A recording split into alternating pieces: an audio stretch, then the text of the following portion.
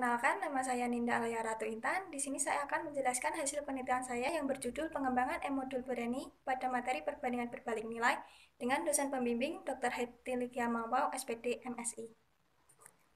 Era revolusi industri 4.0 menandai penggunaan teknologi informasi dan komunikasi di segala bidang, salah satunya dalam bidang pendidikan.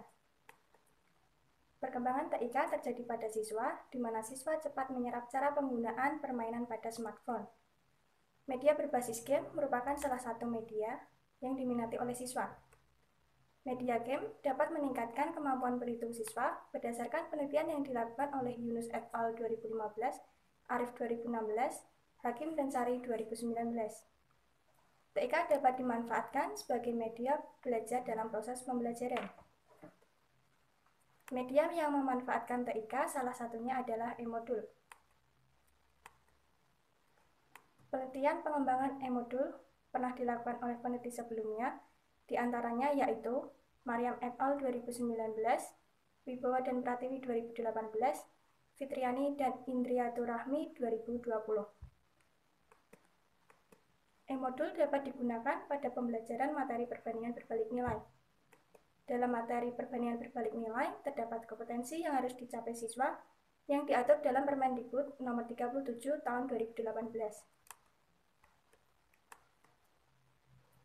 Kompetensi ini belum dapat dicapai dengan sepenuhnya karena siswa masih merasa kesulitan dalam menyelesaikan permasalahan perbandingan berbalik nilai.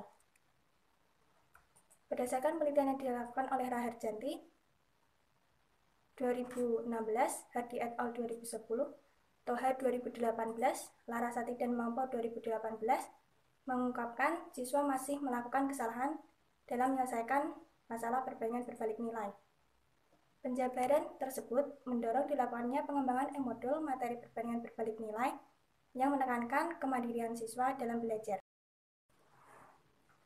Tujuan dari penelitian ini adalah mengembangkan e-modul perbandingan berbalik nilai e-modul Bureni yang valid dan praktis serta dapat digunakan secara luas. Jenis penelitian ini adalah penelitian pengembangan dengan model pengembangan ADI dan subjek penelitian adalah siswa kelas 7 SMP.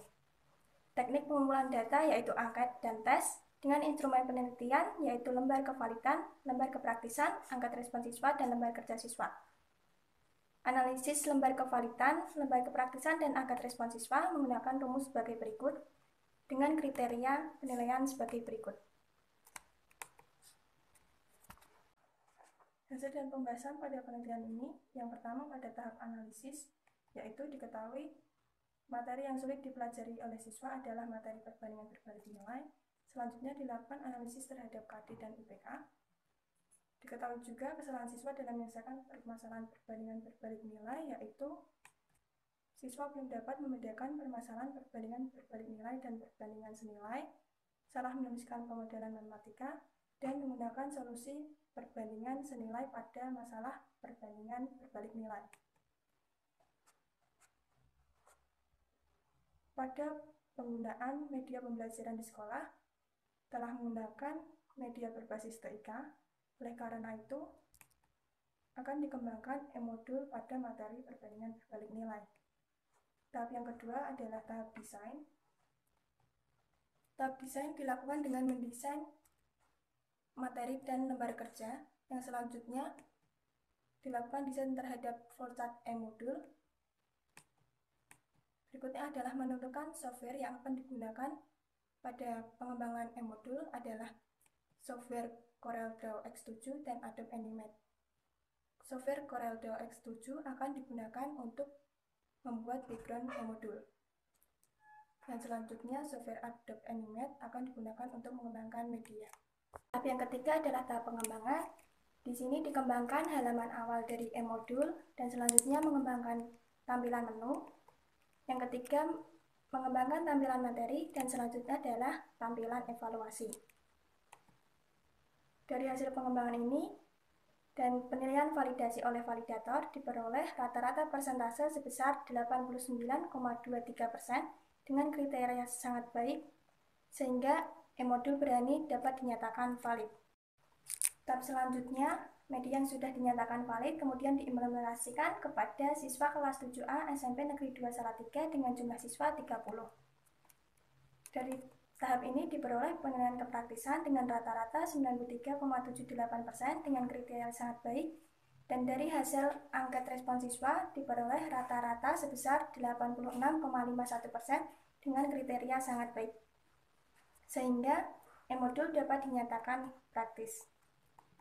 Selanjutnya, diperoleh partisipasi siswa 70% dari lembar jawab LKS sebagai berikut. Dan dari lembar jawab LKS diketahui kesalahan siswa saat menyelesaikan soal.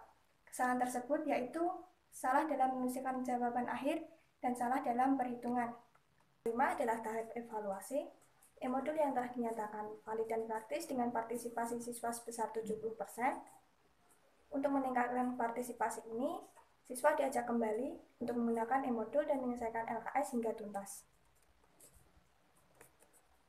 Kesimpulan dari penelitian ini adalah e-modul berani dinyatakan valid dengan persentase sebesar 89,23%,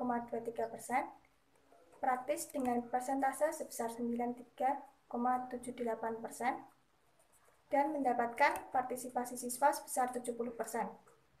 Hasil dari lembar kerja siswa mampu mengungkapkan kesalahan siswa dalam menyelesaikan soal perbandingan berbalik nilai. Sekian penjelasan dari hasil penelitian saya. Terima kasih.